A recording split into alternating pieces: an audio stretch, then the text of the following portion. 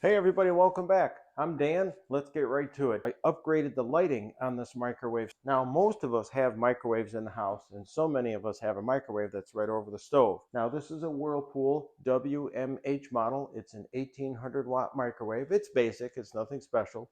We've had it a few years, 2.5 years, and it works really well. The thing that we don't like about it though is that it's got poor lighting underneath. The actual light, and we'll see this in the B-roll, the actual light is in the back, and when it turns on, it illuminates the back. It has one little 40-watt bulb. This is what you get. I'll turn down the kitchen light so you can see it. And it looks like it's okay, but it's just shining right here, and you don't really get to see your food. You don't really get to see what you're cooking. What I want to do is show you guys what I did to upgrade this microwave. It now has 3 lights on it. This is something you can do with a lot of microwaves, and it just involves taking off the bottom plate, cutting a couple holes, and installing some lighting sockets and doing some wiring. And now this is what we have. You may not see a huge difference in the camera, but now when you cook, when you have a pot here and a pot here, you can see into the pot and see your contents and see your soups and stuff. And it's way better than it used to be. So we're going to get into that and show you what the deal is. And we're going to go ahead and just put some towels here to catch any screws that might fall, because sometimes that can happen. And here we go. We're just going to remove 10 of the 12 screws. Not sure how well you can see this, but on this particular microwave, there are 10 screws holding. You can see the vent right in the middle, and all that is just a little metal filter, and there's no ductwork right down here. It's just basically hollow space under this microwave, which is pretty cool.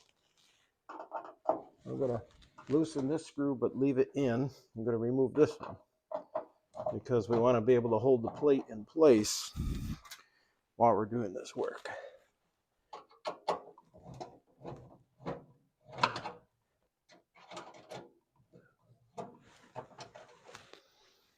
If you're like me and you don't have much hair to deal with, either put a hat on or just be careful, because if you're dealing with sheet metal, sometimes you can get scratched up.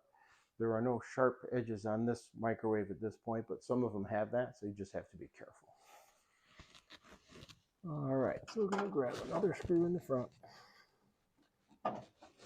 It's a good thing to put the towel down because it is catching the screws. And we've got one more to loosen over on this side. Try not to get in the way of the camera. Now for these last screws, I'm just loosening them a little bit. They need to stay in place because the microwave is actually held in place by the 2 bolts that are up in the cabinet, but it's also hooked into the wall on a wall bracket.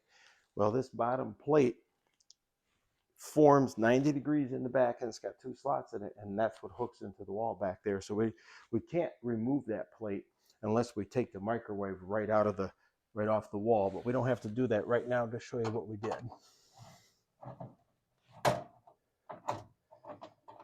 Hold up the board, and now watch this. And there we are.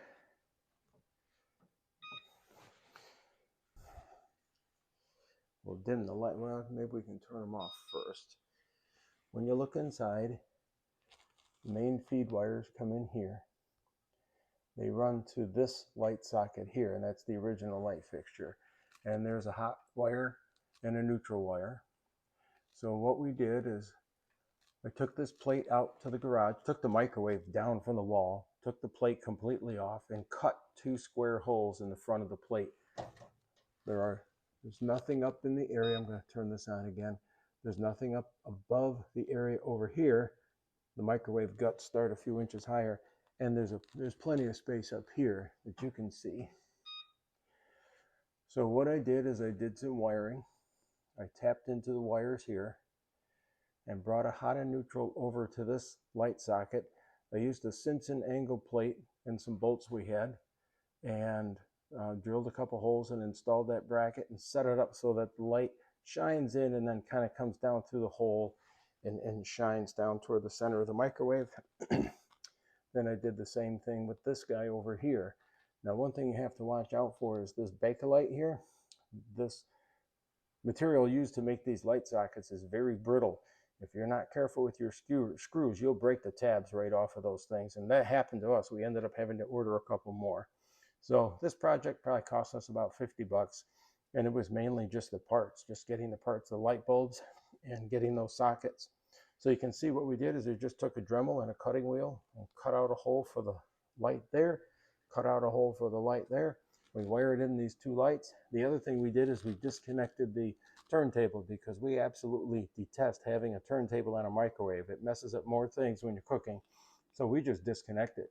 And the other thing you'll notice is that these are incandescent bulbs. They are not LED bulbs.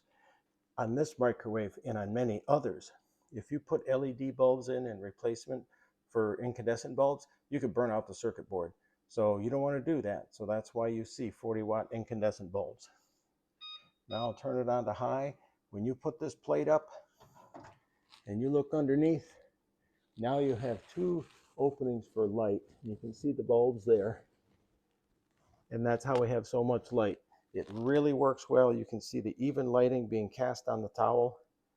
This is a great project and it's not hard to do. It'll take a couple hours. So that's it. We've got a fully functioning microwave.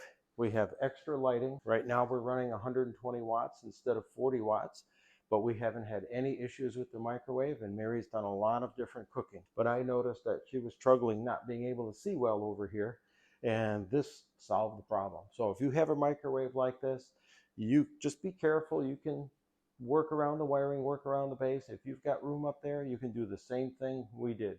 We'll put links in the description for the parts we have, and most of the stuff's available on Amazon, or you can get it at your local store. Also, some of you may have warranty considerations. These microwaves are only a few $100s, so I wouldn't be too concerned about a warranty on something as small as minor as a microwave oven. These things are available every day. You can upgrade this to a great model, so don't worry about the warranty. Have some fun with your stuff. Make it the way you want it. The manufacturers make nice stuff today, but sometimes you can customize it just like we did and make it better for you and better for your family. That's all for now. We'll see you on the next video.